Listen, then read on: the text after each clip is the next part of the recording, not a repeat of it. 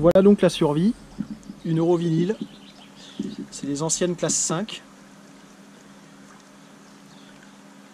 Mode d'emploi, très simple, 3 étapes. D'abord il faut l'attacher à un point fixe toujours, ensuite on la jette à l'eau, et enfin on la ramène. En principe ça devrait se déclencher tout seul. Donc elle est attachée. Plus qu'à la déclencher. Ok, donc on est attaché, il n'y a plus qu'à la jeter à l'eau. Alors c'est parti. Et maintenant, on tire.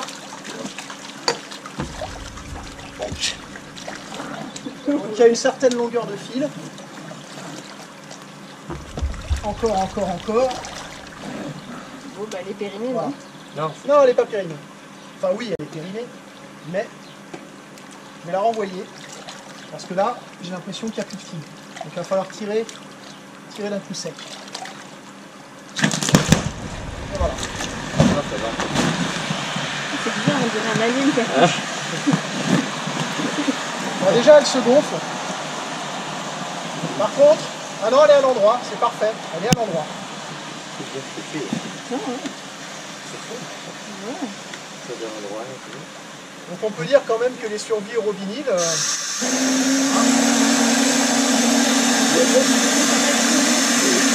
Alors ça c'est normal.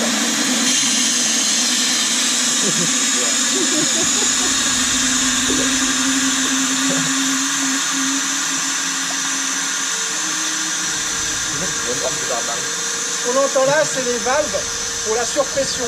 Sinon, elle aurait éclaté. Donc elle fonctionne, c'est très bien. Donc on n'a plus qu'à embarquer dedans. Mais on peut faire le tour. On voit qu'il y a donc les ballastes d'eau, les stabilisateurs. Là, je ne sais pas trop ce que c'est. Ah, c'est ce qui mène à la bouteille. Elle est dessous, la bouteille.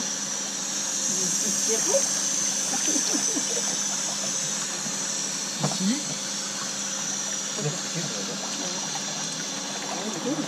Et ça, je pense que voilà, c'est pour aider à monter à bord. Donc à noter que les containers, ça y est, ils sont au fond de l'eau. Bon, dans le meilleur des cas, on va pouvoir monter à bord depuis le bateau. Ça se passe plutôt bien.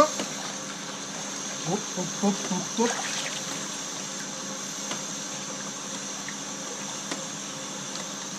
Hop, hop, hop. Mais dans le pire des cas, il va falloir le faire depuis la flotte.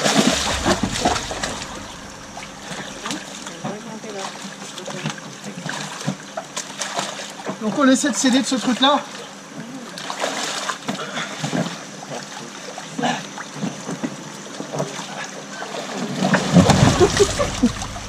Ça se fait.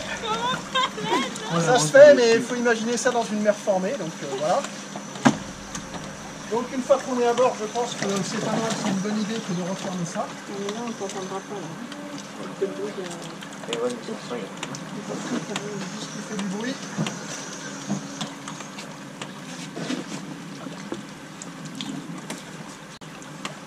Voilà.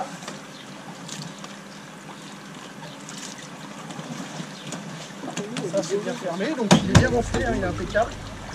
On voit dedans qu'on a toute une pochette avec de la pyrotechnie, une éponge, différentes choses qu'on va peut-être pouvoir inspecter. Il y a un gonfleur également. Là il y a une certaine longueur de petits bouts, de petites cordes. Il y a 2 pagaies sommaires en bois. Il y a également le couteau. Donc un couteau voilà, peut sortir.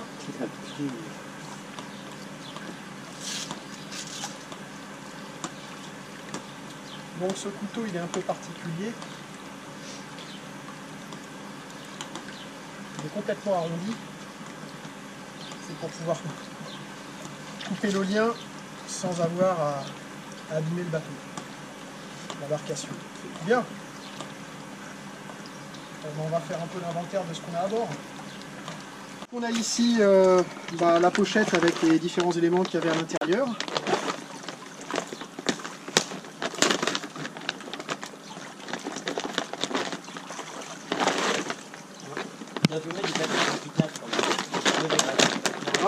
on ouvre ça. Ce qui est assez étrange, c'est que ça a été refermé par du scotch.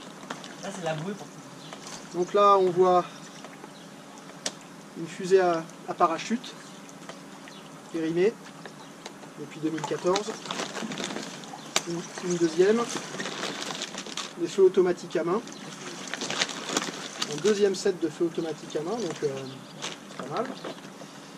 Là, alors là, on dirait que c'est comme un kit de réparation. Voilà.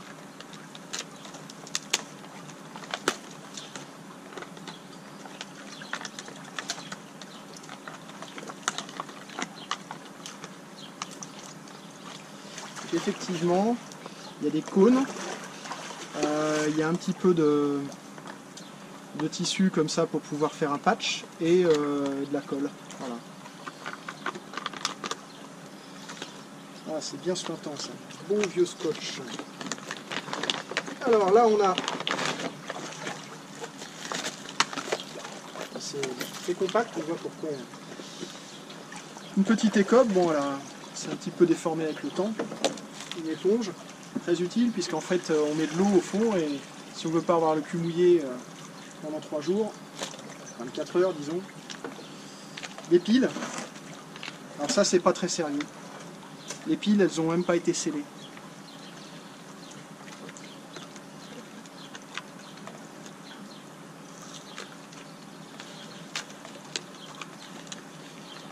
Donc voilà l'état des piles. Ce serait pas mal de les mettre dans une pochette étanche. Deuxième set de piles. Un sifflet. Marche bien. Un miroir de signalisation et une... Ouais. Miroir. Ah oui, et puis une visée. Ok. Fascicule de contrôle. Ok.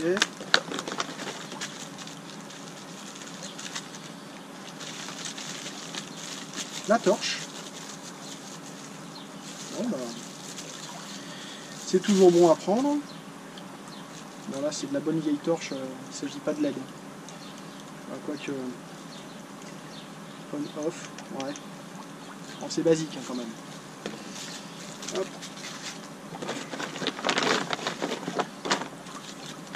Le gonfleur.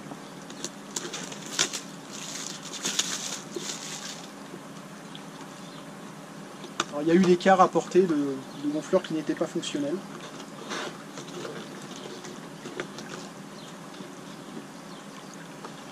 Celui-ci m'a l'air en état.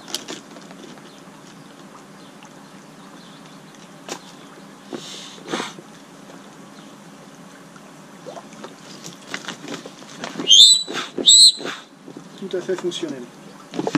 Bon, dans tout ça, j'ai un petit souci, c'est que j'ai pas vu de réserve d'eau ou de nourriture. Je vais aller vérifier. Ça, c'était l'enveloppe dans laquelle se trouvait le radeau. Donc ça s'est déchiré. Ça s'est déchiré sur ce côté-là.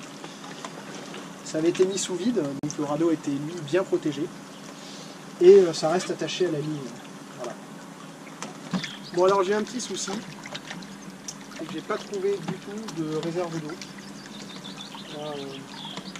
Jusqu'au cordage. J'ai pas d'eau. On peut s'occuper de monter la tente, voir comment on peut se retrouver à l'abri.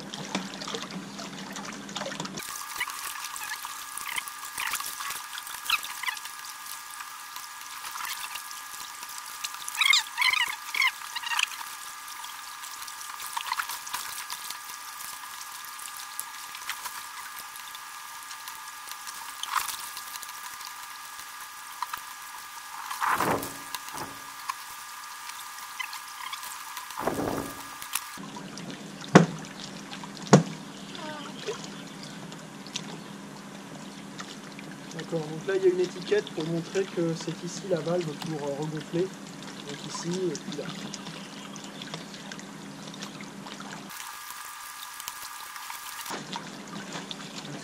Tout est accroché, mais ça nous empêche de refermer.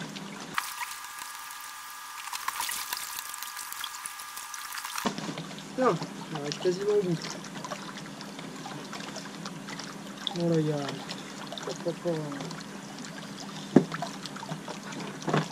Là. Ok.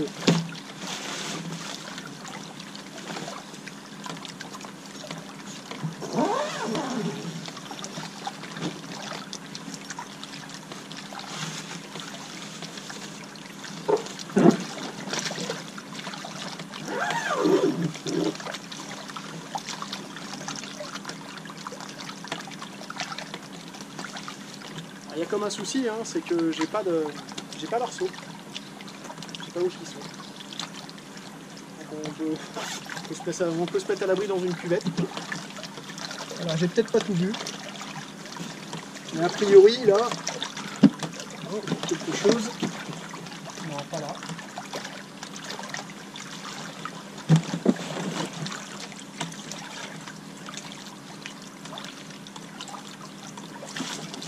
Bon.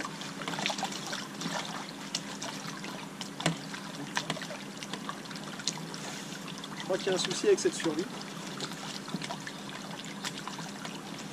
J'ai oublié de remettre les arceaux dedans.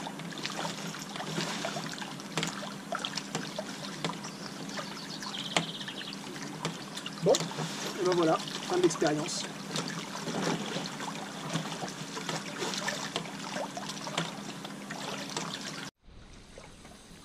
Donc on a eu un petit souci, c'est que on a retourné le radeau pour voir comment se passait le retournement. Et on se rend compte que ça fuit sur la base des valves.